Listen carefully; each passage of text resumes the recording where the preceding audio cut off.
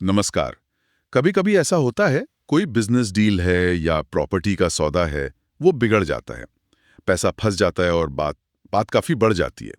लेकिन क्या हर बिगड़ा हुआ सौदा, मतलब हर टूटी हुई डील, अपने आप में धोखाधड़ी या कोई क्रिमिनल केस बन जाती है? ये एक बहुत अहम सवाल है। हाँ, तो आज हम सुप्रीम कोर्ट के एक हालिया और मुझे लगता है काफी दिलचस्प फैसले पर बात करेंगे। अरशद नियाज खान बनाम झारखंड राज्य। जी। ये पूरा मामला इसी के इर्द गिर्द घूमता है। जरा सोचिए, 2013 में एक जमीन बेचने का एग्रीमेंट होता है। ठीक है। लाखों का एडवांस भी ले लिया जाता है। अच्छा। लेकिन फिर सालों साल न जमीन मिलती है, न पैसा वापस आता है। हम्म। और फिर आप यकीन करेंगे, लगभग 8 साल बाद, 8 साल? हाँ, 8 साल बाद खरीदार पुलिस के पास पहुंचता है। कहता है मेरे साथ धोखाधड़ी हुई है, विश्वासघात हुआ है। ओहो, 8 साल बाद? ये तो काफी लंबा गैप है। बिल्कुल। तो आज की हमारी ये जो चर्चा है, इसका मकसद यही समझना है कि सुप्रीम कोर्ट ने ऐसे मामलों में कैसे फर्क किया है।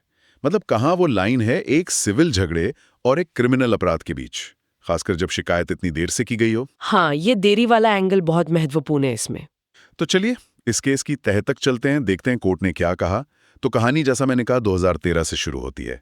एक तरफ हैं अरशद नियाज खान, जो बाद में अपीलकर्ता बने, जी। और दूसरी तरफ मोहम्मद मुस्तफ़ा, शिकायतकर्ता। खान साहब ने मुस्तफ़ा के साथ 2 प्रॉपर्टीज बेचने का एक समझौता किया। 2 प्रॉपर्टीज? हाँ, एक तो उनकी अपनी थी और एक के लिए उनके पास वो थी, क्या कहते हैं, पावर ऑफ अटॉर्नी। अच्छा, मतलब किसी और की प्रॉपर्टी बेचने का अधिकार था उनके पास। हाँ बिल्कुल। तो कुल सौदा तय हुआ 43 लाख रुपए में। 43 लाख? और सौदे वाले दिन ही, मतलब 16 फरवरी 2013 को, खान ने 20 लाख रुपए एडवांस ले लिए। 20 लाख एडवांस? ठीक है, ये तो काफी आम लगता है प्रॉपर्टी डील्स में। हाँ बिल्कुल, शुरुआत में तो सब ठीक ही लगा होना। बिल्कुल। लेकिन फिर यहीं से, जैसा आपने कहा, मामला उलझना शुरू हुआ। साल बीतते गए, 2013, 14, 15 करते करते 2021 आ गया। लेकिन ना तो खान ने वो प्रॉपर्टीज मुस्तफा के नाम पर रजिस्टर करवाई, और ना ही पैसा वापस किया, न ही वो 20 लाख का एडवांस वापस किया। 8 साल, ये तो बहुत लंबा वक्त है किसी भी डील के लिए। फिर क्या हुआ? तो 8 साल की, कह सकते हैं, एक तरह की छुप्पी के बाद जनवरी 2021 में खरीदार यानी मोहम्मद मुस्तफा, उन्होंने रांची की एक अदालत में अरशद नियाज खान के खिलाफ शिकायत दर्ज करवाई। क्रिमिनल शिकायत? जी हाँ, क्रिमिनल। उन्होंने आईपीसी, मतलब भारतीय दंड संहिता की 3 धाराएं लगवाई। एक तो धारा 420, जो धोखाधड़ी के लिए है, चीटिंग। हाँ, मतलब ये दिखाना कि शुरू से ही नीयत खराब थी। ठीक है। दूसरी धारा 406, वो है आपराधिक विश्वासघात के लिए। Criminal breach of trust. हाँ। मतलब कोई चीज भरोसे पर दी गई और उसका गलत इस्तेमाल कर लिया। पिरी पुलिस स्टेशन रांची में एफआईआर भी दर्ज हो गई। अच्छा, एफआईआर हो गई। शिकायत में मुस्तफा ने कहा क्या था, मतलब आरोप क्या लगाया था कॉन्क्रीटली? देखिए, मोटी बात ये थी कि खान ने भरोसा दिलाया था, कहा था कि प्रॉपर्टी का टाइटल बिल्कुल साफ है, कोई दिक्कत नहीं है, और जो दूसरी वाली जमीन थी उसका बेचने का अधिकार भी उन्हीं के पास है। मुस्तफा का कहना था कि बस इसी भरोसे पर उन्होंने वो 20 लाख एडवांस दे दिए। और आरोप ये कि खान ने जानबूझकर धोखा दिया। हाँ, कि ना जमीन दी ना पैसे लौटाए, और ये सब जानबूझकर किया गया। ठीक है। एफआईआर दर्ज होने के बाद तो फिर गिरफ्तारी का डर रहता है। खान ने क्या कदम उठाया? बिल्कुल, उन्हें भी लगा होगा कि अब गिरफ्तारी हो सकती है, तो मार्च 2021 में उन्होंने रांची के जुडिशियल कमिश्नर की कोर्ट में अग्रिम जमानत के लिए अर्जी दी। Anticipatory bail? जी, एंटिसिपेटरी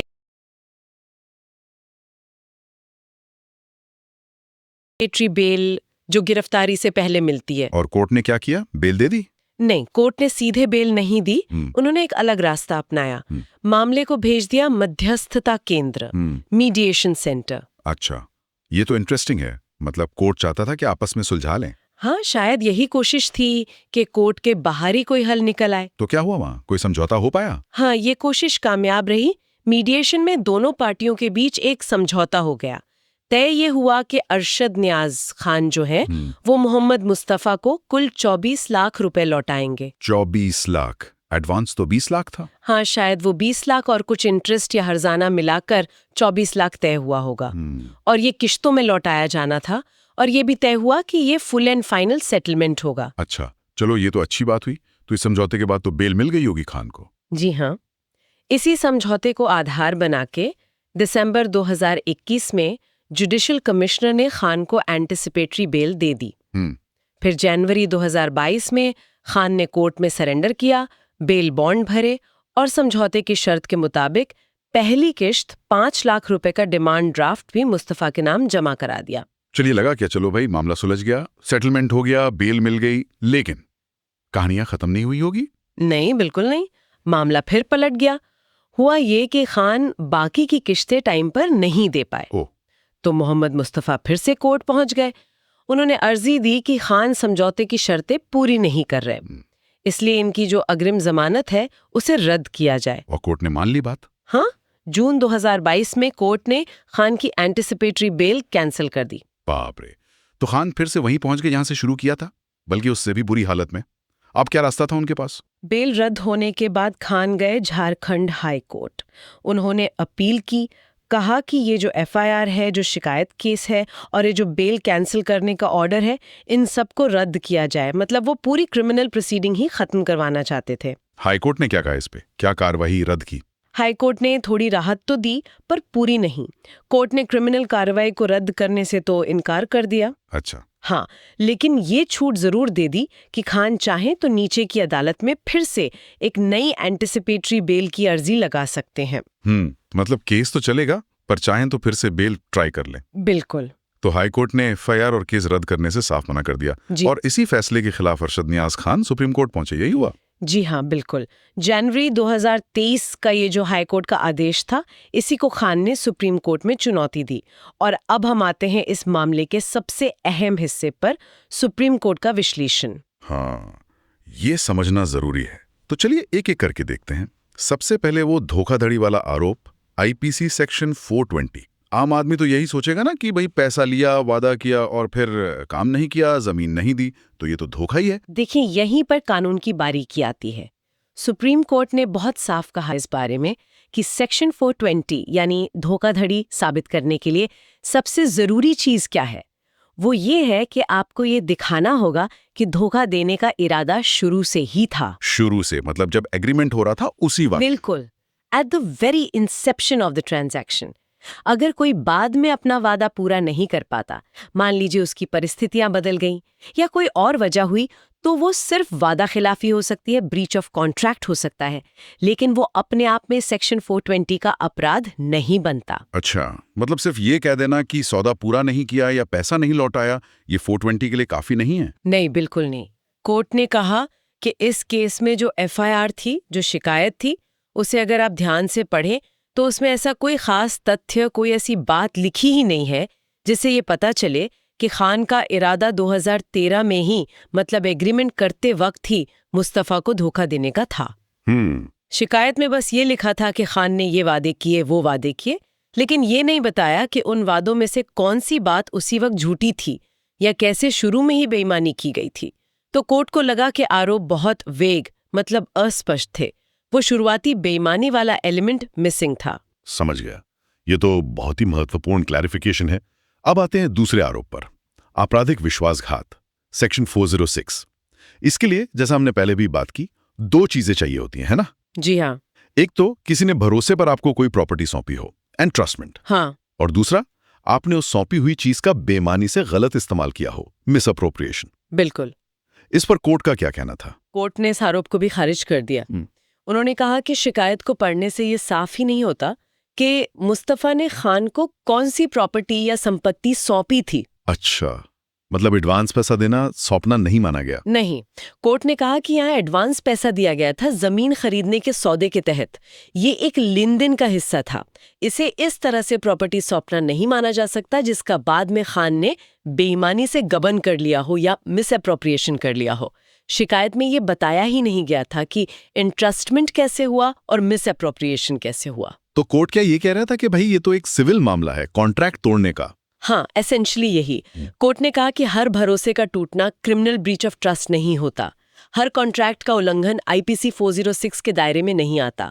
कोर्ट ने साफ कहा कि ये मामला पहली नजर में प्राइमा फेसी सिविल नेचर का ज्यादा लग रहा है। मतलब इसके लिए दीवानी अदालत जाना चाहिए था? हाँ, मुस्तफा सिविल कोर्ट जाकर अपने पैसे वापस मांग सकते थे या नुकसान के लिए हर्जाना मांग सकते थे, लेकिन सिर्फ पैसा लेकर वादा पूरा ना करने को बिना इंटरेस्टमेंट और मिस अप्रोप्रिएशन के सबूत के सेक्शन 406 का अपराध नहीं माना जा सकता।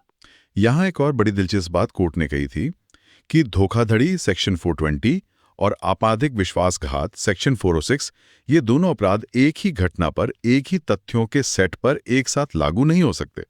ये थोड़ा कंफ्यूजिंग लगता है, ऐसा क्यों? हाँ, ये एक महत्वपूर्ण कानूनी नुक्ता है। कोर्ट ने शायद दिल्ली रेस क्लब वाले केस का भी जिक्र किया। देखिए, दोनों अपराधों का बेसिस अलग है। धोखाधड़ी यानी 420 में, जैसा हमने डिस्कस किया, बेईमानी शुरू से होती है, इंटेंशन शुरू से ही गलत होता है। हाँ।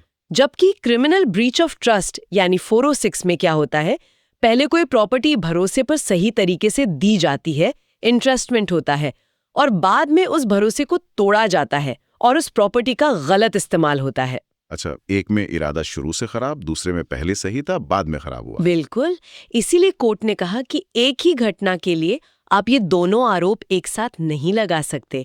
ये लॉजिकली इनकंसिस्टेंट है, विरोधाभासी है। आप ये नहीं कह सकते कि सौदा करते वक्त शुरू से ही धोखा देने का इरादा था और साथ में ये भी कहें कि बाद में सही तरीके से सौंपी गई चीज का गबन किया गया। आमतौर पर एक ही सेट ऑफ फैक्ट्स पर ये दोनों सेक्शन एक साथ नहीं लगेंगे। ये तो बहुत ही साफ तरीके से समझाया आपने। अब उस एक और बड़े मुद्दे पर आते हैं, वो 8 साल की देरी। शिकायत 2013 के एग्रीमेंट के लगभग 8 साल बाद 2021 में क्यों हुई? इस देरी का क्या असर हुआ कोर्ट के फैसले पर?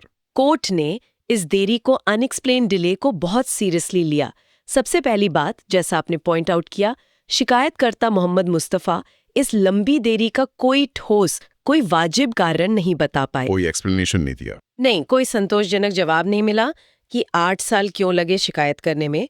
कोर्ट ने कहा कि जब आप इतनी देर से आते हैं बिना किसी वजह के, तो आपकी नीयत पर, आपके बोनाफाइड्स पर सवाल उठता है। शक पैदा होता है कि मामला क्या है। हाँ, कि अगर वाकई 2013 में ही इतना बड़ा धोखा हो गया था, तो आप 8 साल तक चुप क्यों बैठे रहे? तो क्या कोर्ट ये इशारा कर रहा था कि शायद ये देरी दिखाती है कि या तो मामला उतना गंभीर नहीं था या फिर शिकायत करने का असली मकसद कुछ और था? हाँ, बिल्कुल यही बात।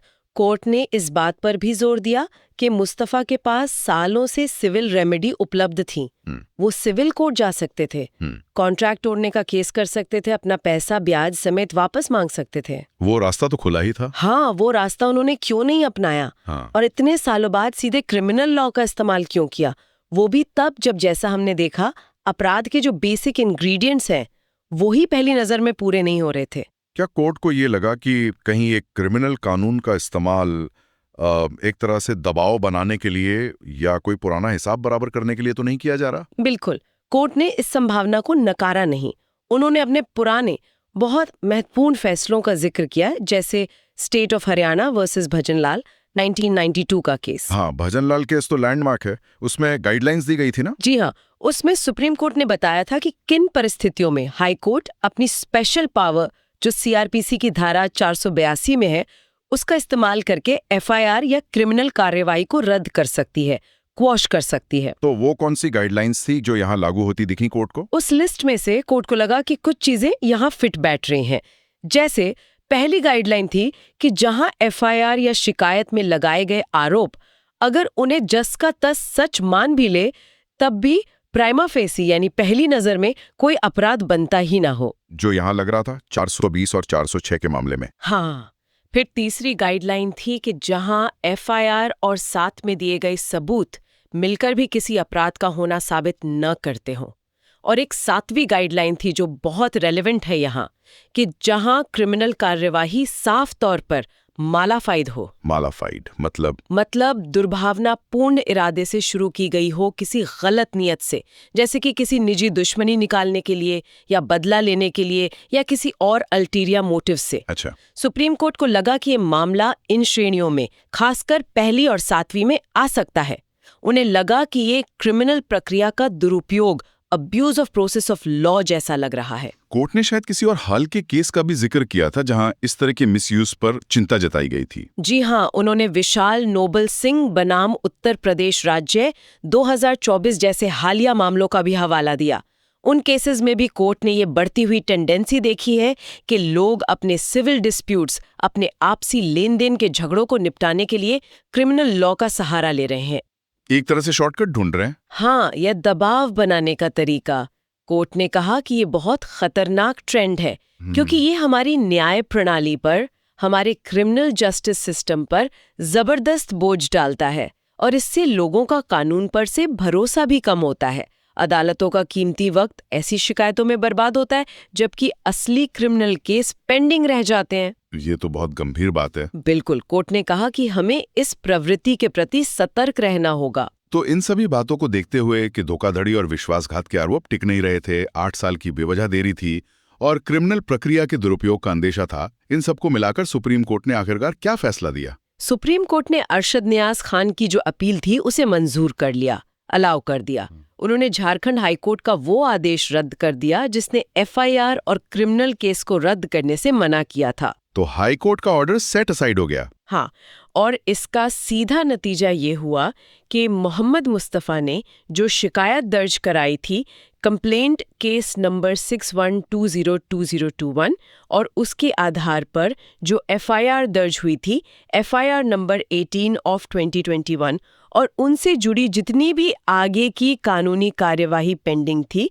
वो सब की सब रद्द कर दी गई, क्वैश कर दी गई। मतलब खान के खिलाफ जो क्रिमिनल केस चल रहा था वो पूरी तरह से खत्म हो गया है। जी हाँ, पूरी तरह से खत्म। तो इस पूरे मामले से, इस पूरी चर्चा से हमारे सुनने वालों के लिए क्या निचोड़ निकलता है, क्या टेक अवे है?